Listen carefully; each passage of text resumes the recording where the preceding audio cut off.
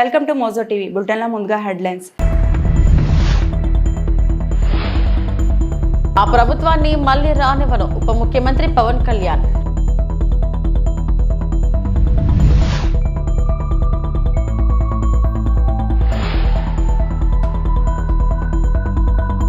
గత ఎన్నికల్లో నిజంగా గెలిచింది రాష్ట్ర ప్రజలే, మంత్రి నారా లోకేష్.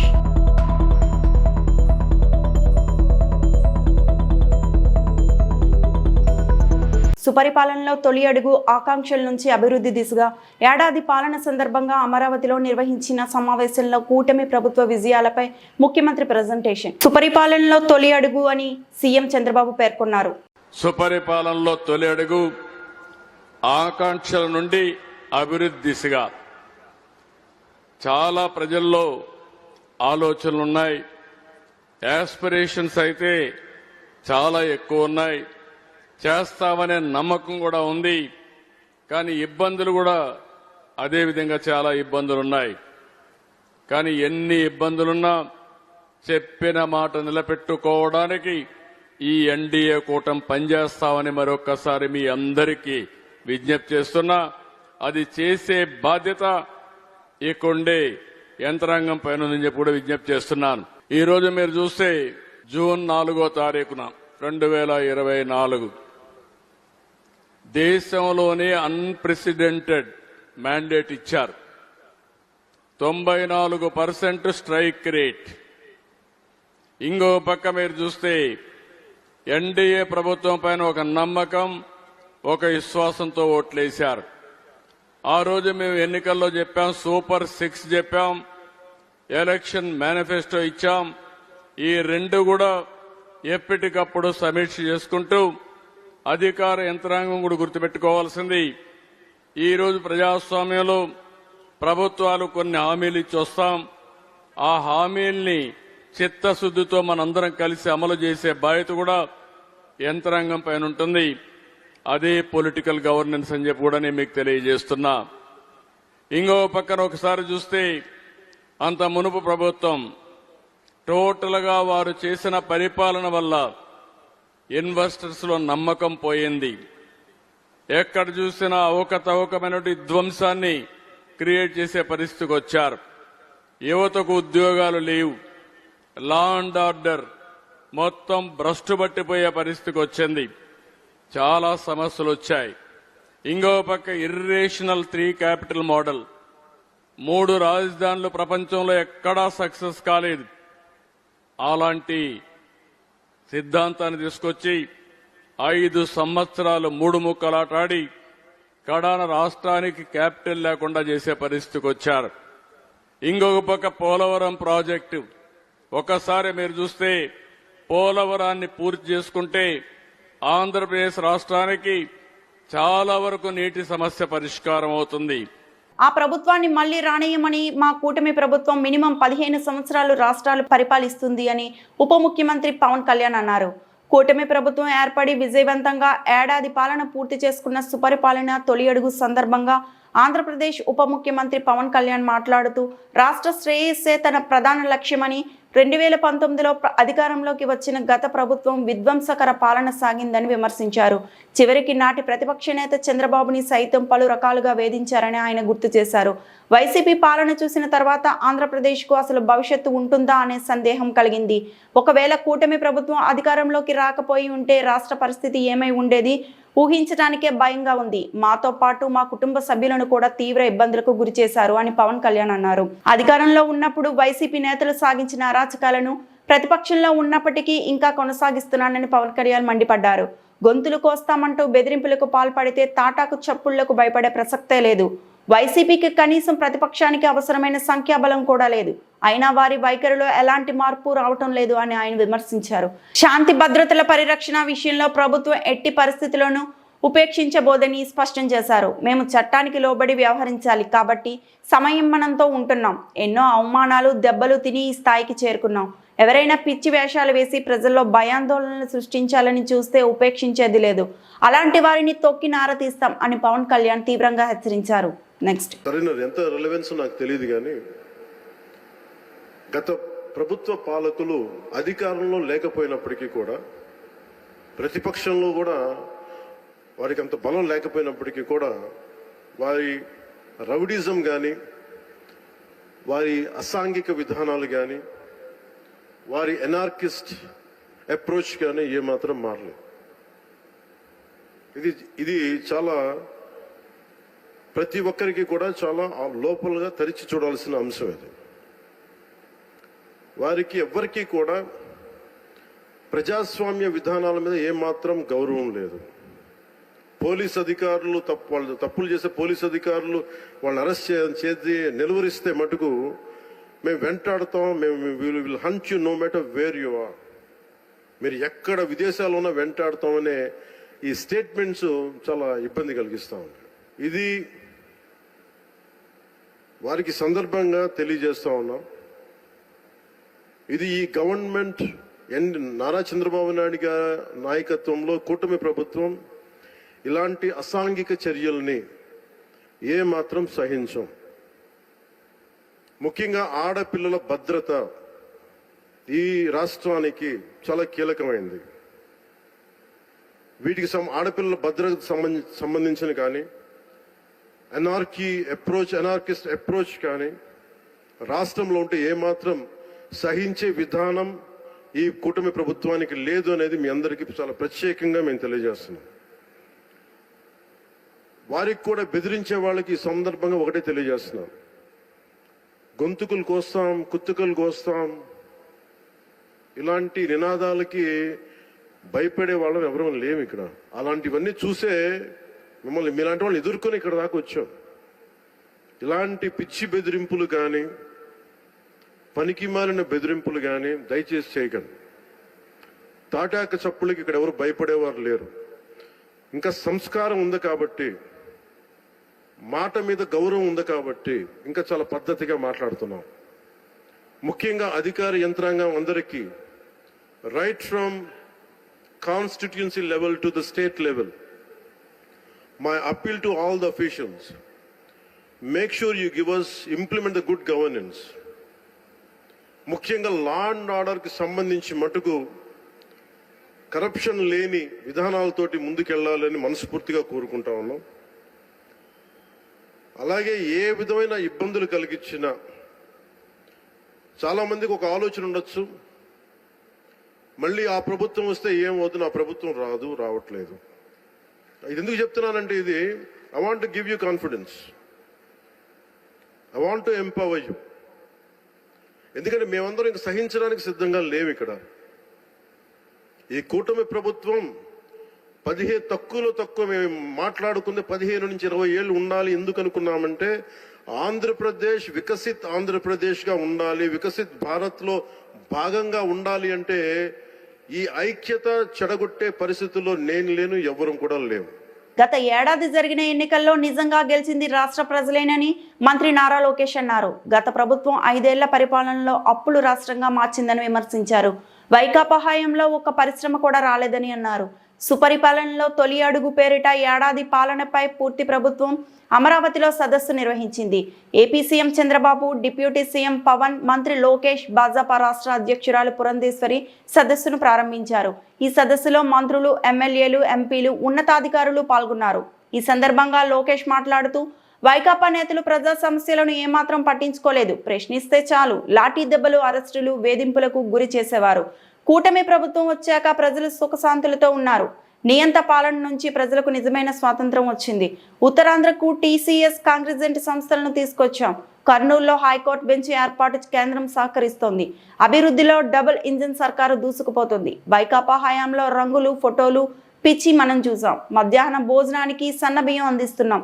విద్యాశాఖలో అనేక సంస్కరణలు తీసుకొచ్చామని లోకేష్ తెలిపారు. 4వ తారీఖు నాడు రాష్ట్ర చరిత్రనే మార్చిన రోజు, ప్రజాస్వామ్యం గెలిచిన రోజు, బాబాసాహెబ్ డాక్టర్ బిఆర్ అంబేద్కర్ గారు రాసిన రాజ్యాంగం గొప్పతనం ఏంటో ప్రజలు చూపించిన రోజు.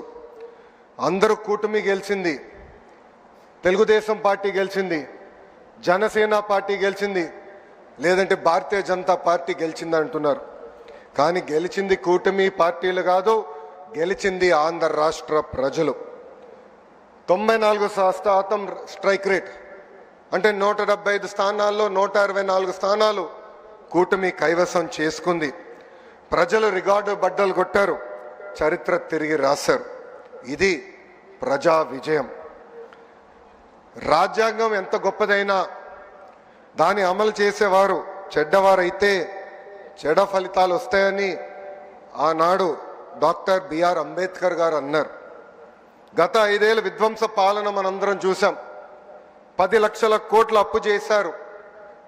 ఆంధ్రప్రదేశ్ని అప్పుల ప్రదేశ్గా మార్చేశారు. ఒక కొత్త కంపెనీ తీసుకురాకపోగా ఉన్న కంపెనీల్ని పక్క రాష్ట్రానికి తరిమేసే పరిస్థితి మనందరం చూసాం. దేశంలో ఎక్కడైనా పెట్టుబడులు పెడతాం కానీ ఒక్క ఆంధ్ర రాష్ట్రంలో మటుకు మేము పెట్టుబడులు పెట్టమని ఆనాడు లూలు సంస్థ ఏకంగా బహిరంగంగా చెప్తాం జరిగింది. అలాంటి పరిస్థితిలో ఆనాడు ఆంధ్ర రాష్ట్రం ఉంది. ఒక్క రోడ్డు వేయలేదు, కనీసం రోడ్డు పైన ఉన్న గుంటలు కూడా ఆనాడు పూడ్చలేదు. ఒక్క సాగునీటి ప్రాజెక్ట్ పూర్తి చేయలేదు. వరంలాగున్న డ్రిప్ ఇరిగేషన్ ఏకంగా ఇచ్చే సబ్సిడీ కూడా రద్దు చేశారు. ఇంకా వెలుగొండ ప్రాజెక్ట్ పూర్తి కాకుండా ముందల్నే జాతికి అంకితం చేసే సందర్భాలు మనం చూసాం. కప్పుడు నీళ్లు పోసి కుప్పంకు నీరు తీసుకొచ్చామని ఆనాటి పాలకులు అన్నారు. కడప స్టీల్ ప్లాంట్కి 2 సార్లు శంకుస్థాపన చేశారు. అక్కడ కనీసం ఒక్క ఇటుక కూడా పడలేదు. ఇంకా విశాఖపట్నంలో ఒక్క వ్యక్తి బతికేదానికి 700 కోట్లతో ఒక రాయల్ ప్యాలెస్ కట్టుకున్నారు తప్ప విశాఖ ఉక్కు గురించి కానీ అదేవిధంగా రైల్వే జోన్ గురించి ఏనాడు మాట్లాడలేదు. 5 ఏళ్ళు అరాచక పాలన శంకుస్థాపన చేశారు. అక్కడ కనీసం ఒక్క బదిలీల జీవో 5ను సవరించి సొంత మండలాల్లోనే పోస్టింగులు ఇవ్వాలంటూ పశ్చిమ గోదావరి జిల్లా నర్సాపురం సబ్ కలెక్టర్ కార్యాలయం వద్ద గ్రామ సచివాలయ సిబ్బంది ఆందోళనకు దిగారు. కొద్దిసేపు ధర్నా చేసి ఆర్డీఓ దాసిరాజుకు వినతి పత్రం అందించారు. ఈ సందర్భంగా సంఘ నాయకులు వరప్రసాద్ మాట్లాడుతూ సచివాలయ సిబ్బందికి సర్వీస్ రూల్స్ వర్తింపజేసి పదోన్నతులు, నోషనల్ ఇంక్రిమెంట్ మంజూరు చేయాలని డిమాండ్ చేశారు.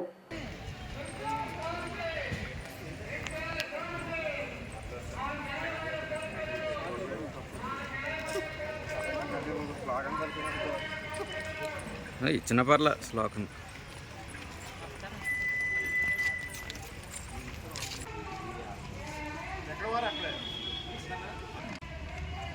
ఓకే.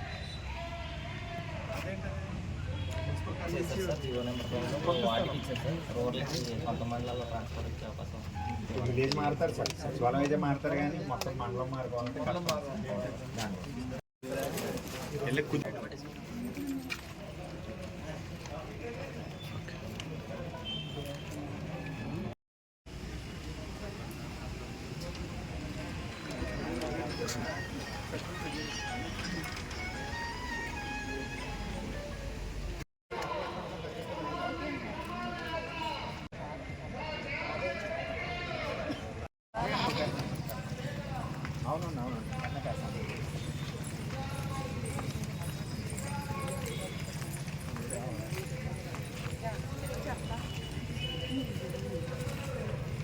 రవిప్రసాద్, నరసాపురం గ్రామ సచివాలయ ఉద్యోగుల సంఘానికి అసోసియేట్ ప్రెసిడెంట్గా ఉన్నాను.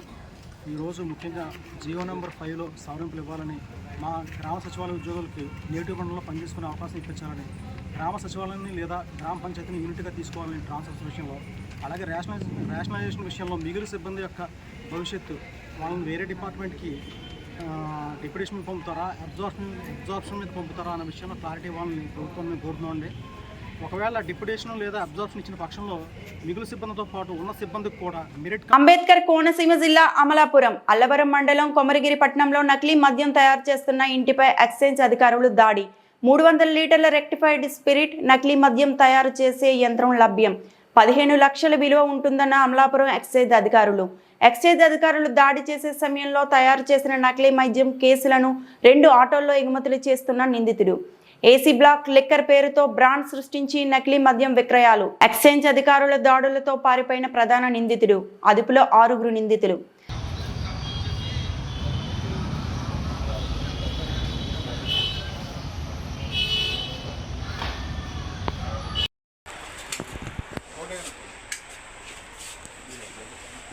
లైట్ రాజు వీడియో తీద్దా బాగానే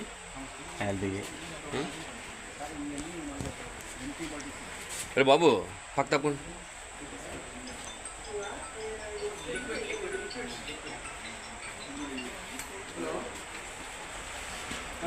ఫిల్లింగ్ కూడా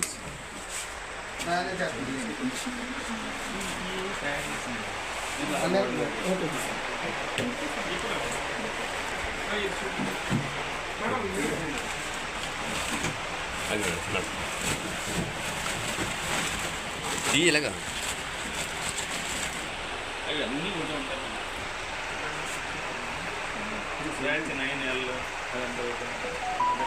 ఫ్రెష్లీ డిస్టిల్డ్ మేడం.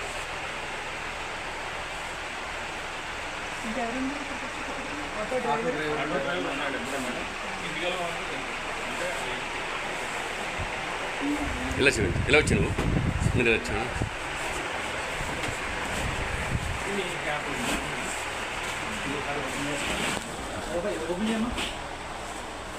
ఇది ఓపెన్ చేయండి.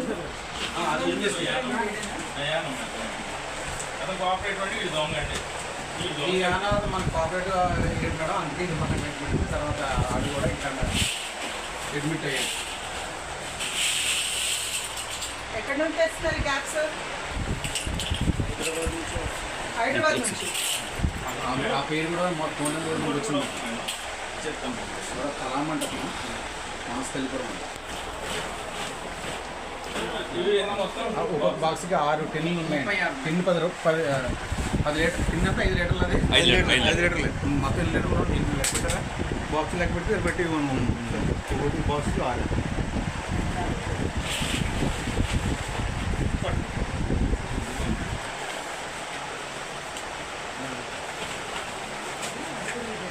అన్నీ మొత్తం అన్నీ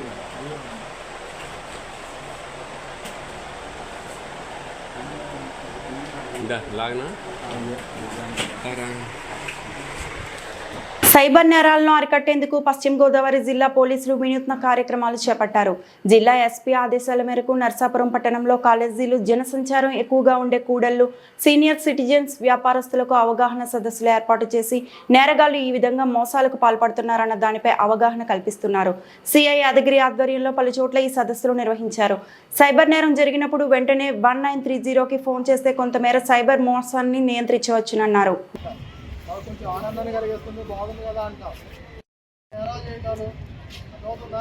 ఆ గంగాయి మత్తులో ఉండి అమ్మలో మన ఫోటో దగ్గర డబ్బులు అనుకోవటాలు, ఇటువంటి సంఘటనలు కూడా చాలా జరుగుతుంది. వాటికి మనం కాల్ చేసి మనం నిజామంటే వాళ్ళు ఏదో ఒక వాట్సాప్ గ్రూప్తో, టెలిగ్రామ్ గ్రూప్తో మనం యాడ్ చేస్తారన్నమాట. యాడ్ చేసిన తర్వాత ఇటువంటి టాస్క్లు ఇచ్చేసి మీకు డబ్బులు వస్తున్నాయని చెప్పంటారు. నేను ఎన్నో చెప్పాను ఆన్లైన్ గేమ్స్. అదేవిధంగా స్టార్టింగ్లో మనం డబ్బులు లేకపోతే వాళ్ళే బోనస్ 1000 రూపాయలు ఇచ్చి మనకు. మన పశ్చిమ గోదావరి జిల్లా ఎస్పీ గారు అయినటువంటి నయమగ్ని గారి యొక్క ఆదేశాల మేరకు, అదేవిధంగా కృష్ణేశ్వరి గారు అయినటువంటి భీమారావు గారి యొక్క ఆదేశాల మేరకు మన డిఎస్పీ మేడం శ్రీవేద మేడం గారి యొక్క ఆధ్వర్యంలో మేము యొక్క అవగాహన కార్యక్రమాలు కండక్ట్ చేస్తున్నాం. ముఖ్యంగా మన ఏరియాలో ఎక్కువగా సైబర్ క్రైమ్ అంటే ఈ సైబర్ మోసాలు అనేవి ఎక్కువ జరుగుతున్నాయి. అటువంటి వాటిల్లో అవగాహన ఎంత పెంచితే అటువంటి సైబర్ నేరాలకి, సైబర్ మోసాలకు గురి కాకుండా ప్రజలు ఉంటారనే ఉద్దేశంతోనే మేము ఇలా ఫ్లెక్సీ ఒకటి ఏర్పాటు చేసి మేము అన్ని చోట్ల కూడా ఎక్కడైతే సీనియర్ సిటిజన్ ఉంటున్నారో అక్కడ, కాలేజీలలో, అదేవిధంగా మహిళా సంఘాల దగ్గర కూడా ఇటువంటి అవగాహన కార్యక్రమాలు పెడుతున్నాం. ఎలా మోసం చేస్తారు, మనం ఏ విధంగా మోసపోకుండా ఉండాలి అనే దాని గురించి వాళ్ళకి అవగాహన కలగజేస్తున్నాం. ఎవరైనా సరే మనకు తెలిసిన వాళ్ళు ఇటువంటి సైబర్ మోసాలకు గురైనట్లయితే దయచేసి వాళ్ళకి చెప్పాల్సినటువంటి విషయం ఏంటంటే 1930 అని చెప్పేసి ఒక టోల్ ఫ్రీ నెంబర్ ఉంటుంది. ఆ టోల్ ఫ్రీ నెంబర్కి మనం ఫోన్ చేసినట్లయితే మనం ఎలా మోసపోయాం ఏంటనే వివరాలు వాళ్ళు అడుగుతారో ఆ వివరాలన్నీ కూడా వాళ్ళకి ఇచ్చినట్లయితే మనం ఏ అకౌంట్లో డబ్బులు డిపాజిట్ చేసాము ఏంటి అనే డీటెయిల్స్ తీసుకొని మ్యాక్సిమం మనం వేసినటువంటి అమౌంట్ని ఆ అకౌంట్లోనే హోల్డ్ చేసేసి మళ్ళీ ఆ అమౌంట్ సైబర్ మోసాలకు ఎవరైతే గురయ్యారో వాళ్ళకి వచ్చే విధంగా ఏర్పాటు చేయడం జరుగుతుంది. దాంట్లో ఎవరైతే మోసం చేశారో ఆ వ్యక్తుల పైన మేము కేసు కట్టేసి దర్యాప్తు చేసి వాళ్ళని అరెస్ట్ చేసి కోర్టులో ప్రొడ్యూస్ చేయడం కూడా జరుగుతుంది. అదేవిధంగా ప్రస్తుతం ఏంటంటే సమాజంలో గంజాయి అనేది వాడకం ఎక్కువగా ఉంది. దాని మీద కూడా గంజాయి వల్ల కలిగే నష్టాలు ఏంటి, ఈ సపోజ్ గంజాయి ఎవరన్నా అమ్మినా సరే, దాన్ని తాగినా సరే చట్ట ప్రకారం ఎంత శిక్ష ఉంది ఏంటనేది ఈ కాలేజీలలో ఈ స్టూడెంట్కి కానివ్వండి, కొన్ని ఏరియాల్లో ఎక్కడెక్కడైతే ఈ గంజాయి వాడుకుందో ఆ ఏరియాలో కూడా మేము వెళ్ళేసి ఈ అవగాహన కార్యక్రమం కండక్ట్ చేస్తున్నాం అనమాట. అదేవిధంగా రోడ్ యాక్సిడెంట్ల మీద హెల్మెట్ వాడటం వల్ల మన ప్రాణాలను మనం ఎలా రక్షించుకోగలుగుతాం. మనకి ఈ యాక్సిడెంట్లలో మ్యాక్సిమం 65% జనాలు 65% ప్రమాదాలలో ఎక్కువగా ఈ 2 వీలర్ మీద వెళ్ళేటువంటి వ్యక్తులలో హెల్మెట్ వాడిన వ్యక్తులకే ఎక్కువగా ప్రాణాపాయం జరుగుతుంది. దాని మీద కూడా మేము అవగాహన కలగజేస్తున్నాం. అనుకోకుండా ఏదన్నా యాక్సిడెంట్ అయినప్పటికీ కూడా మనకు ఎటువంటి ఇబ్బంది లేకుండా ఉండాలంటే ప్రతి ఒక్కళ్ళు కూడా తప్పనిసరిగా డ్రైవింగ్ లైసెన్సు, మనకు ఉన్నటువంటి వాహనానికి ఇన్సూరెన్సు తప్పనిసరిగా ఉండాలని చెప్పి కూడా మేము అందరికీ తెలియజేస్తాం. యోగా దినోత్సవం సందర్భంగా తణుకు బొమ్మల వీధి అమ్మ భగవాన్ ధ్యాన మందిరం నందు ఇంపల్స్ జూనియర్ కాలేజ్ ఆధ్వర్యంలో యోగా దినోత్సవం కార్యక్రమంలో మాజీ చేనేత కార్పొరేషన్ చైర్మన్ నావిబాల సరళాదేవి ముఖ్య అతిథిగా పాల్గొన్నారు. యోగా గురువు బెల్లంకొండ సత్యశ్రీ పాల్గొని విద్యార్థులకు నైపుణ్యంలో కూడిన చక్కని శిక్షణతో యోగా నేర్పించారు. శిక్షణతో పాటు యోగా విలువలను కూడా వివరించారు. అనంతరం మాజీ చేనేత కార్పొరేషన్ చైర్మన్ వావిలాల సరళాదేవి మాట్లాడుతూ యోగా గురించి మాట్లాడుతూ విద్యార్థులను సత్యశ్రీలా ఎదగాలి అన్నారు. అనంతరం సత్యశ్రీకి సాల్వా పుష్పగుచ్చంతో వావిలాల వెంకట రమేష్ సరళాదేవి దంపతులు సత్కరించారు. అనంతరం కాలేజీ ప్రిన్సిపాల్ రామ్ కుమార్ మాట్లాడుతూ అతిథిగా హాజరైన సరళాదేవిని సాల్వాతో సత్కరించి ఆమె సేవలను కొనియాడారు. సరళాదేవి దంపతులు ధ్యాన మందిరం పెద్దలు సుబ్బారావుని సత్కరించారు.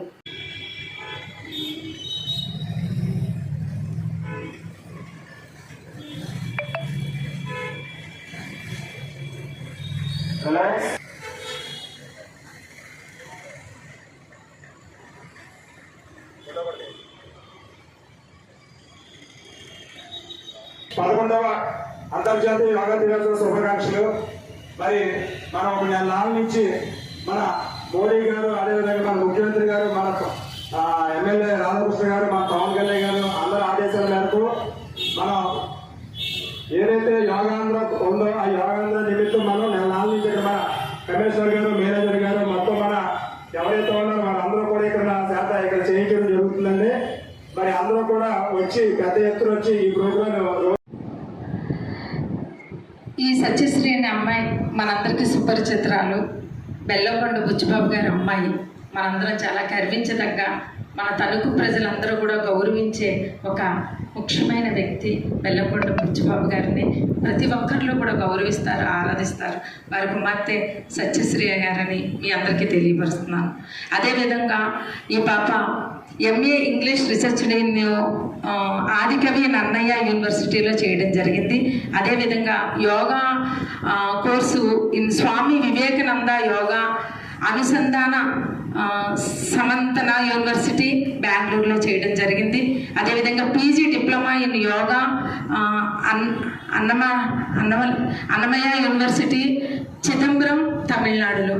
అంటే ఎన్ని క్వాలిఫికేషన్స్ ఈ పాపకు ఉన్నాయో మీకు తెలియజేస్తున్నాను అనమాట. ఈరోజు చిన్నగా నేర్చుకుని మేము యోగా మాస్టర్లు అని తిరుగుతున్నారు. కానీ అలా కాకుండా ఇంత చదువుకుని యోగాలో పీజీ డిప్లొమా చేసి మన ముందుకు వచ్చి చెప్పినందుకు మనందరూ కూడా పాపకు చాలా రుణపడి ఉన్న సత్యశ్రీ గారికి అని సభాముఖంగా మీకు తెలియజేస్తాను.